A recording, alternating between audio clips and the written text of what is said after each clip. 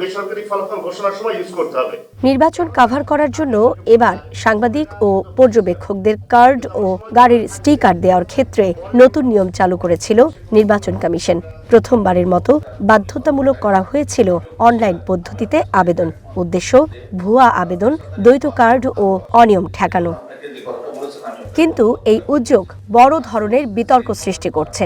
প্রায় 14,000 সাংবাদিকের ব্যক্তিগত তথ্য ফাঁসের অভিযোগ উঠেছে নির্বাচন কমিশনের বিরুদ্ধে। যে সাংবাদিকরা নির্বাচন কাভারের কার্ড করার জন্য তারা তাদের ব্যক্তিগত তথ্য কমিশনের কাছে জমা দিয়েছিল, সেগুলো উন্মুক্ত হয়ে পড়ে কিছু সময়ের জন্য। এটিকে তারা ফাঁস বলছেন না, কিন্তু আরেক অর্থে দেখলে এটি আসলে তথ্য ফাঁসি। এই যে তথ্য উন্মুক্ত হয়ে গেল, এটা আসলেই ঝুঁকিপূর্ণ। কারণ আপনি জানেন যে একটি এনআইডি নিয়ে নানা রকমের অপকর্ম কিন্তু করতে পারে। যারা বিশেষ করে যারা হ্যাকার আছে বা যারা এই ধরনের অসৎ উপায় অবলম্বন করতে চায়, তারা কিন্তু এই এনআইডি নিয়ে করতে পারে। গণমাধ্যম কর্মীদেরকে নিয়ে বিভিন্ন ধরনের প্রশ্ন তোলা হয় যে তাদের এর বাইরে গিয়ে তারা বিভিন্ন ধরনের অনিয়মের সাথে জড়িয়ে পড়েন।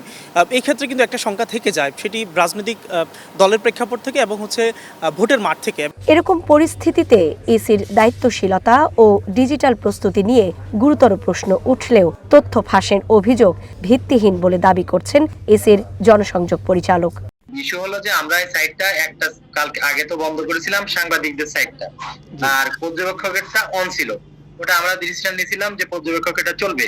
তো আমাদের যিনি এখানে সফটওয়্যার ইঞ্জিনিয়ার, উনি ওই এই সাইটটাও বন্ধ করতে যে যখন ডিপ্লয় করতে গেছে, তখন কয়েক সেকেন্ডের জন্য এই সাইটটা অ্যাডমিন প্যানেলটা সবাই দেখতে পেয়েছে। অ্যাডমিন প্যানেলটা এই, আর কিছু না, কোনো হ্যাকিং এর ঘটনা ঘটেনি। তবে জাতীয় পরিচয়পত্র নম্বর, মোবাইল নম্বর, ইমেইল, ছবি, স্বাক্ষর সহ সংবেদনশীল তথ্য কিছু সময়ের জন্য উন্মুক্ত থাকাকে শুধু গাফিলতিই নয়, নিরাপত্তার জন্য হুমকি হিসাবে দেখছেন নির্বাচন কমিশন বিটে কর্মরত সাংবাদিকদের সংগঠন আরএফইডির সাধারণ সম্পাদক।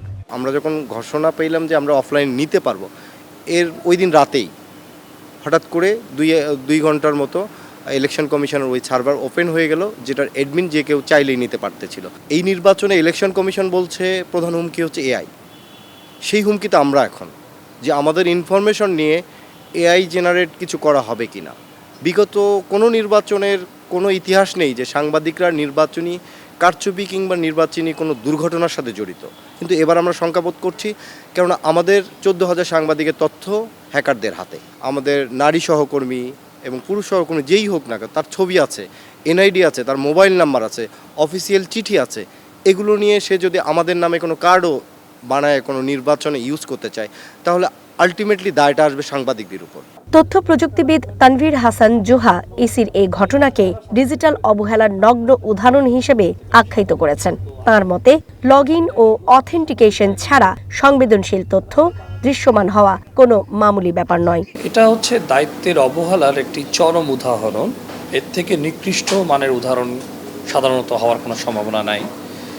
এটা হ্যাক হয়নি, তার মানে হ্যাকারদের কোনো কষ্টই করা লাগেনি। তার আগে আপনি পুরো ডেটাটা উন্মোচিত করেছেন, এটা তাদের একটা সরল স্বীকারোক্তি।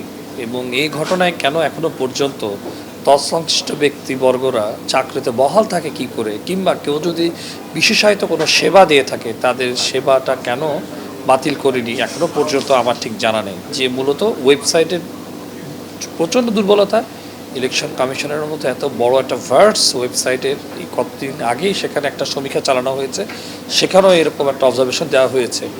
সাংবাদিকদেরকে ডিজিটাল করণের ক্ষেত্রে তারা কোনো সিকিউরিটি অ্যাসেসমেন্ট করেছে কিনা, যেমন বিডি সার্ট এবং আইসিটি মিনিস্ট্রি থেকে কিংবা পুলিশের কোনো সংস্থা থেকে, সে ব্যাপারে কোনো স্পষ্ট কোনো আমরা দৃশ্যমান কোনো বক্তব্য আমরা জানতে পারিনি। এই দায়ভার কি উনি নিতে পারবে?